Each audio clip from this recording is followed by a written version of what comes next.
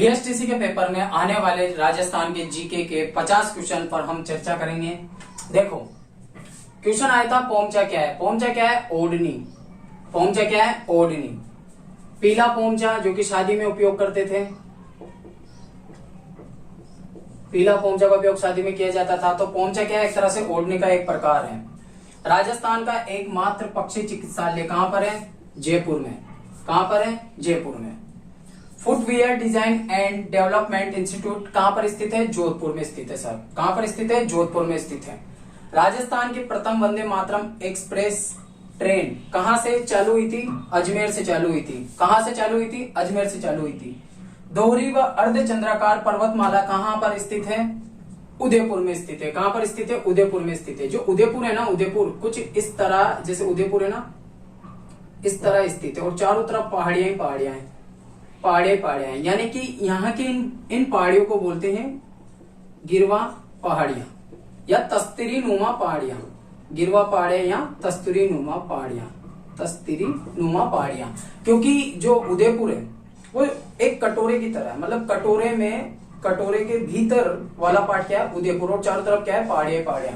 तो दोहरी व अर्धचंद्राकार पर्वतमालाएं कहां पर स्थित है? उदयपुर में स्थित है। ठीक है। अब देखो राजस्थान का लौह पुरुष किसे कहा जाता है? लौह पुरुष वो होगा जिसमें क्या होगा? दम होगा। लौह पुरुष वो होगा जिसमें क्या होगा? दम होगा। तो दम से याद रखना, दामोदर दास। दम बराबर लोहा। लोहे में जिसमें लोहे जैसा दम होगा वही लौह पुरुष होगा। यानी कि क्या होगा इसका आंसर? दामोदर व्यास। सालिम सिंह की हवेली कहाँ स्थित है? सालिम सिंह की हवेली जैसलमेर में स्थित है। राजस्थान राज्य का अभिलेखागार कहाँ स्थित है? अभिलेखागार या अजायब घर किसे कहा जाता है? बीकानेर को कहा जाता है। किसको कहा जाता है? बीकानेर को कहा जाता है राजस्थान का अभिलेखागार या अजायब नगर। निम्न में से वस्त्र चित्रण की कलमकारी कला क्या है? बंदेज, फड़, अजरक प्रिंट, ये क्या है? ये क्या है? वस्त्र कला है, जिस पर क्या होता है? वस्त्रों पर छापन किया जाता है। जैसे बंदेज कला, अजरक प्रिंट में हमने पढ़ा था कि नीली और लाल रंग की स्याही का प्रयोग करते हैं। और फड़ चित्रण और बंदेज ये क्या है? कलमकारी, हाथों से की जाने वाली कला है।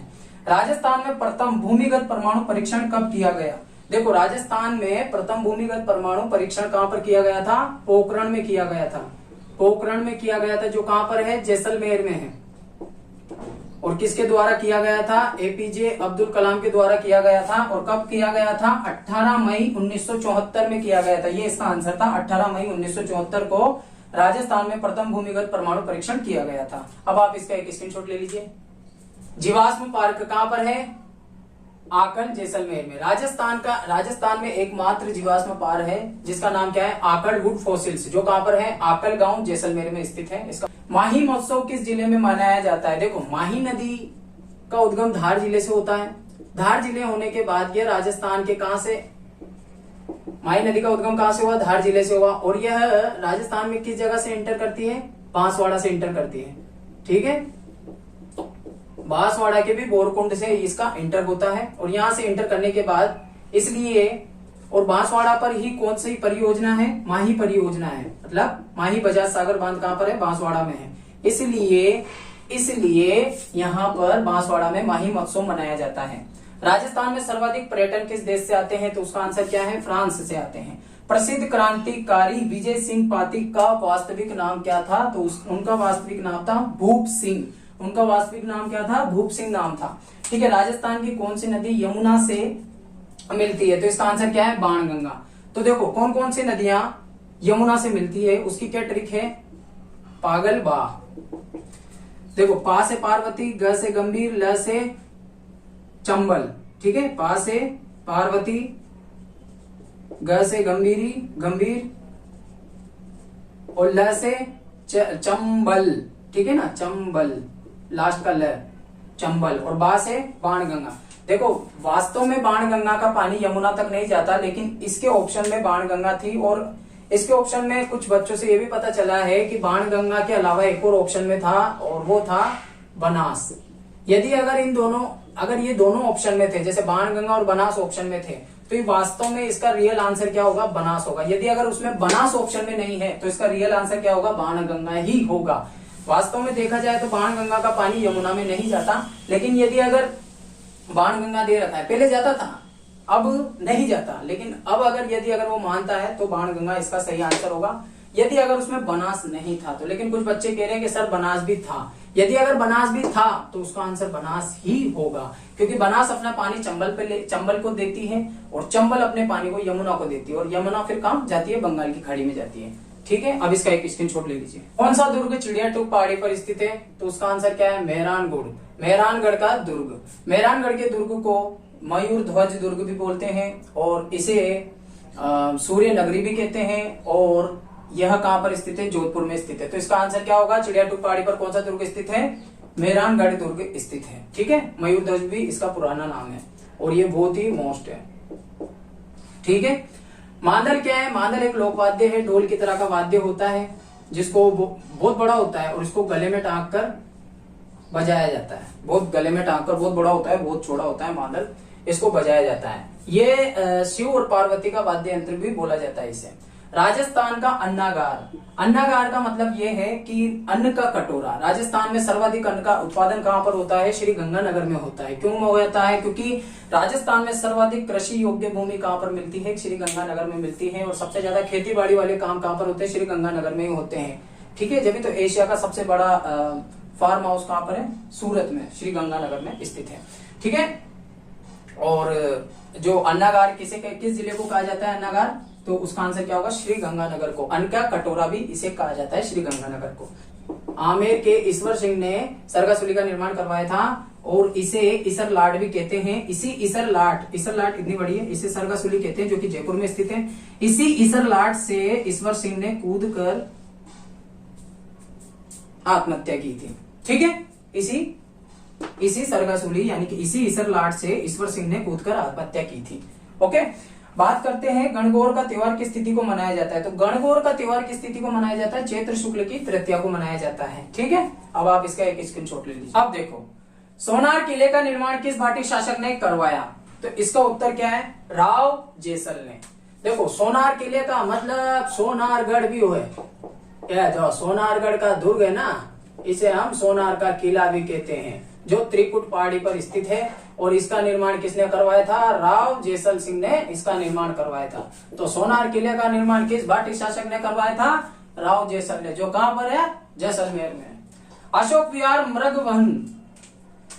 विहार मृगवन कहाँ स्थित है? जयपुर में स्थित है। संजय विहार ये भी कहां पर है? जयपुर में स्थित है। और जो माचिया सफारी वो तो जोधपुर में है कि नहीं? हाँ ठीक है सर, आगे चलो। तीमनगढ़ का एक दुर्ग है, जो कि बहुत ही प्यारा दुर्ग है, जो कहां पर स्थित है? करौली में स्थित है, जिसे तीमनगढ़ करौली है। एक जैसे 9 महल किस किले में बने हुए हैं? जो एक जैसे 9 महल है ना, ये माधो सिंह ने बनवाए थे अपनी रानियों के लिए। कितने थे? 9 थे, सबके सब सेम थे। ये 9 महल कहां पर, कौन से दुर्ग में स्थित है? इस दुर्ग का नाम है नाहरगढ़ दुर्ग। ठीक है, और ये किसने बनवाए थे?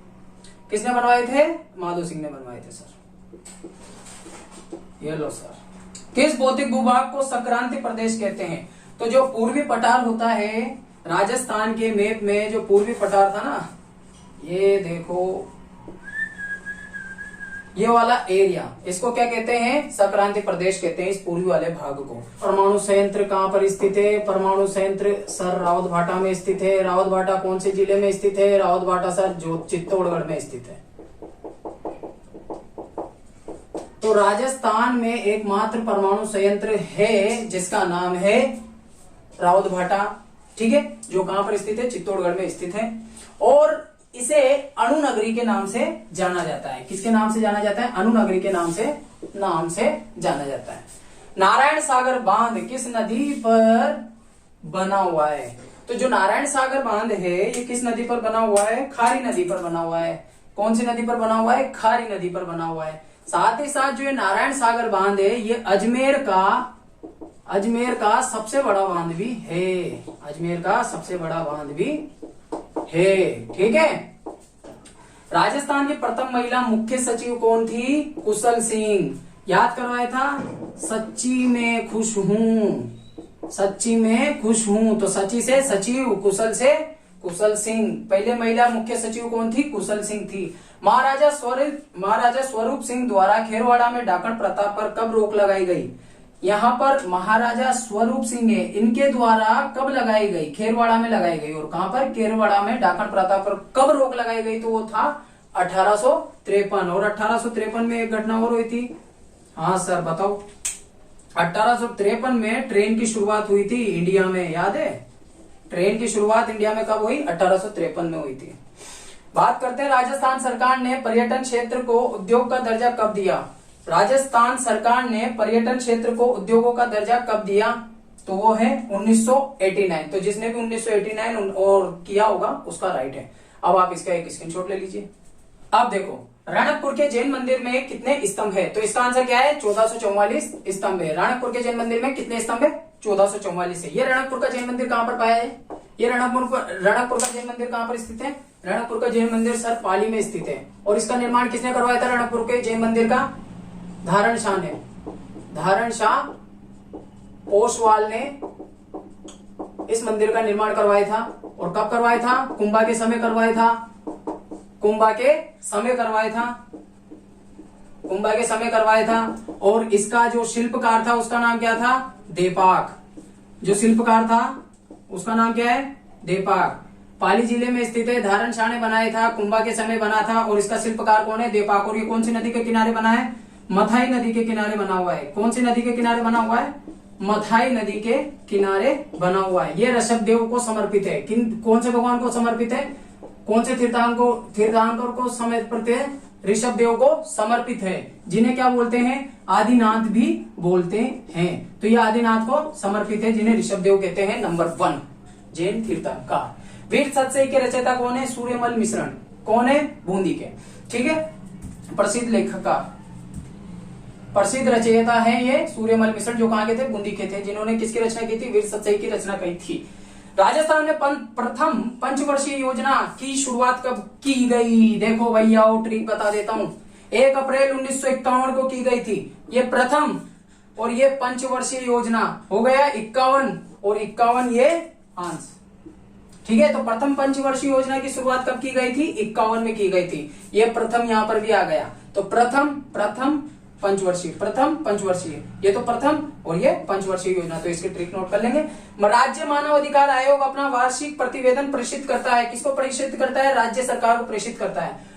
अवनी लेखरा किस खेल से संबंधित है? पैरा शूटिंग से समर्पित है। इसी के साथ स्क्रीनशॉट ले लें, आगे बढ़ेंगे। भारत संसद में राजस्थान से कितने सदस्य चुने जाते हैं? तो भारत संसद में राजस्थान से कितने सदस्य चुने जाते हैं? देखो, संसद में 2 सदन होते हैं। इसका आंसर क्या था? 35। अब 35 क्यों था? देखो, राज्यसभा और लोकसभा। राजस्थान में राज्यसभा की कितनी सीटें? 10। लोकसभा की कितनी है? 25। और टोटल कितने आदमी चुने जाएंगे इसके लिए? 35 आदमी चुने जाएंगे। तो कितने सदस्य चुने जाते हैं? 35 सदस्य चुने जाते हैं। भारत की संसद के लिए राजस्थान से कितने आदमी चुने जाते हैं? 35 चुने जाते हैं। बनी ठनी चित्रशैली किस स्थान से संबंधित है? तो इसका उत्तर क्या था? किशनगढ़ से। बनी ठनी चित्रशैली किस स्थान से संबंधित है? किशनगढ़ से। बनी ठनी का मतलब क्या होता है? सजी सौंटी। इसका चित्रण और ये कहां पर बनाई थी? किशनगढ़ में। किशनगढ़ शैली के नाम से जाने जाता है। और ये कहां पर है? अजमेर में स्थित है। बनी ठनी का मतलब क्या होता है? सजी सौंटी। और इसका चित्रण किया था मोरध्वज निहाल चंद ने। किसने करा था? मोरध्वज निहाल चंद ने। कब किया था? 1774 में। और ये किसकी प्रेमिका थी? ये प्रेमिका थी सावंत सिंह की प्रेमिका थी। सावंत सिंह की प्रेमिका थी कौन? रसिक बिहारी। कौन थी ये? रसिक बिहारी, जिसका नाम निहाल चंद ने क्या दिया? रसिक बिहारी का नाम निहाल चंद ने क्या दिया? कि ये तो बनी ठनी है। एरिक डिक्सन ने इस बनी ठनी चित्रण को, जो एरिक डिक्सन था उसने इस बनी ठनी को क्या बोला? कि ये तो मोनालिसा है। मोनालिसा जो कि दुनिया की सबसे महंगी पेंटिंग है, जिसको एरिडो विच्ची ने बनाया था। और ये जो मोनालिसा है, इसकी संज्ञा किसको दी गई थी? बनी ठनी को। कि ये तो ऐसा चित्र है जो किसकी तरह दिखता है? मोनालिसा की तरह दिखता है। और ये किसने कहा था? एरिक डिक्सन ने। बात करें इसकी लंबाई की, तो बनी ठनी के चित्र की लंबाई है 48.8 गुणा 36.6 सेंटीमीटर। ये इसकी लंबाई और चौड़ाई है। और बात करें कि इस पर 5 मई और 1973 को डाक टिकट जारी किया गया है। इस पर कब डाक टिकट जारी हुआ था? 5 मई 1973 को बनी ठनी के चित्र पर डाक टिकट जारी हुआ था। इसकी ये जो ओरिजिनल कॉपी है, जो ओरिजिनल बनी ठनी का चित्र है, वो कहां पर है? किशनगढ़ जो कि अजमेर में है, वहां पर स्थित है। वालर नृत्य किस जनजाति से संबंधित है? तो ये किस जनजाति से संबंधित है? गरासिया।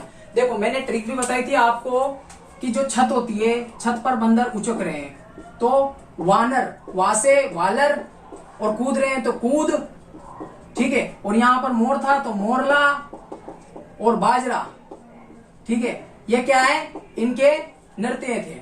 ये क्या थे? इनके नृत्य थे, गरासिया जनजाति के। अगला है राजस्थान राज्य महिला आयोग का गठन किस वर्ष किया गया? 1999 को। 1999 को एक घटना और हुई थी, कारगिल का युद्ध हुआ था, याद है? कहां पर? जम्मू कश्मीर में, पाकिस्तान वर्सेस इंडिया, कारगिल युद्ध। राजस्थान में न्यूनतम साक्षरता वाला जिला कौन है? जालोर। देखो सबसे पढ़े लिखे लोग मिलेंगे तो कहां मिलेंगे? कोटा में। साक्षरता सर्वाधिक कहां की है? सर्वाधिक साक्षरता सर कहां की है? बताता हूं सर। सर्वाधिक साक्षरता कोटा जिला की है। और न्यूनतम साक्षरता किस जिले की है? जालोर की है। न्यूनतम कहां की है? जालोर की है, ठीक है। उसमें भी अगर अपन देखें सर्वाधिक पुरुष साक्षरता कहां की है, तो सर्वाधिक पुरुष साक्षरता झुंझुनू की है। और महिला साक्षरता की बात करें सर्वाधिक में, तो कहां की है? कोटा की है। न्यूनतम पुरुष साक्षरता प्रतापगढ़ की है और न्यूनतम महिला साक्षरता जालोर की है। तो सबसे अनपढ़ गंवार लोग कहां मिलेंगे? जालोर में। और सबसे पढ़े लिखे लोग कोटा में मिलेंगे। इसलिए जालोर के लोग ही वो जो अभी कांड हुआ था ना, 2nd ग्रेड है, बस वाला सिस्टम है, बस आगे चलो। इसको स्क्रीनशॉट ले लीजिए। अंगरखा एक कोट की तरह होता है, यहाँ से यूं पहना जाता है, ठीक है। अंगरखा के ऊपर कमर पर बांधे जाने वाला वस्त्र क्या कहलाता है? पटका कहलाता है, ठीक है। जहूर खां या जहर खां का संबंध किस वाद्य यंत्र से है? तो वो है भपंग। भपंग एक वाद्य यंत्र होता है जिसमें यूं करके धागा ऐसे पंप रहता है, ऐसे करके, और इसमें एक धागा लगा होता है, उसको खींचते ही आवाज उत्पन्न होती है, उसमें से भपंग भूं भूं ऐसे आवाज आती है। निम्नलिखित में से कौन सा तत्वाद्य नहीं है? देखो तत्वाद्य में ऑप्शन था सारंगी, जिसको वीणा की संज्ञा दी गई है। वो वीणा थी ना, हाँ, वीणा जो सरस्वती के हाथ में होता है, वीणा। और सारंगी से ही गिटार बना है। सारंगी से क्या बना है? गिटार। 27 तार होते हैं इसमें, सारंगी में। और एक और था रावण हत्ता है, नारियल की खोपड़ी पर ऐसे तार लगे होते हैं और इसे बजाते हैं, ये रावण हत्ता होता है, ठीक है, रावण हत्ता। और एक होता है कामाईचा भी बिल्कुल सारंगी की तरह होता है। तो अलगोजा कौन है? अलगोजा तत्वाद्य नहीं है। ये कौन सा वाद्य है? सुशिर वाद्य है। तो इसका आंसर क्या आएगा? अलगोजा, सुशिर वाद्य। अलगोजा में क्या होता है? 2 बांसुरी होती है, एक इधर एक इधर, ऐसे करके बजाया जाता है। दोनों बांसुरियों को एक ही फूंक के थ्रू ऐसे ऐसे करके बजाया जाता है, अलगोजा। ये राजस्थान का राज्य वाद्य यंत्र भी है, अलगोजा, ठीक है। राजस्थान में मातृ रक्षिका देवी के रूप में किसे पूजा जाता है? मातृ रक्षिका देवी। देखो बढ़िया घुमा के पूछा है। देखो मातृ रक्षिका की देवी का मतलब क्या है? ये जो छोटी माता होती है ना, माता आती है छोटी माता, या चेचक या सैंडल, ठीक है, की देवी कौन है? शीतला माता। शीतला माता फ्रॉम चाकसू जयपुर। शीतला माता फ्रॉम चाकसू जयपुर। कहां से है ये? चाकसू जयपुर से है, जिसका निर्माण माधव सिंह ने करवाया था, मंदिर का निर्माण, ठीक है सर। आगे चलते हैं। राजस्थान में टंगस्टन का भंडार मुख्यतः कहां पाया जाता है? देखो टंगस्टन की बात करें, जो टंगस्टन होता है ना, बल्ब के अंदर लगा होता है, ये बल्ब है, बल्ब के अंदर ये जो लगा होता है, इसको अपन टंगस्टन बोलते हैं। अब टंगस्टन के मुख्य भंडार राजस्थान में कहां देखने को मिलते हैं? नागौर में देखने को मिलते हैं। नागौर में कौन सी खदान में देखने को मिलते हैं? तो उस खदान का नाम है डेगाना नागौर। तो ये कहां पर देखने को मिलते हैं? किस खदान में देखने को मिलते हैं? डेगाना में, ठीक है। ले लीजिए सर। अब देखो हुडा किस रियासत में स्थित है? हुडा सम्मेलन कहां पर हुआ था? हुडा सम्मेलन सर भीलवाड़ा में हुआ था। और भीलवाड़ा किसके अंदर आता है? भीलवाड़ा किसके अंदर आता है? भीलवाड़ा आता है मेवाड़ रियासत के अंदर। तो हुडा किस रियासत में स्थित है? तो कहाँ किस रियासत में है? मेवाड़ रियासत में है। राजस्थान का राजकीय खेल कौन सा है? बास्केटबॉल है। राजस्थान में एक ही आंदोलन का प्रारंभ किसने किया था?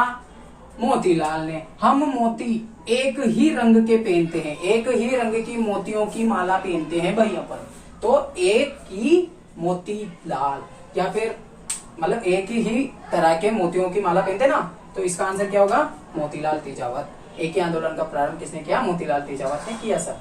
राजस्थान सरकार ने उद्योग विभाग का नया नाम क्या रखा है? तो उसका आंसर क्या होगा? उद्योग एवं वाणिज्य विभाग। तो आज की वीडियो में सिर्फ इतना सही। Thank you so much. Like comment for subscribe जरूर कर देना मोटा भाई, उसके लिए तो इतनी मेहनत है।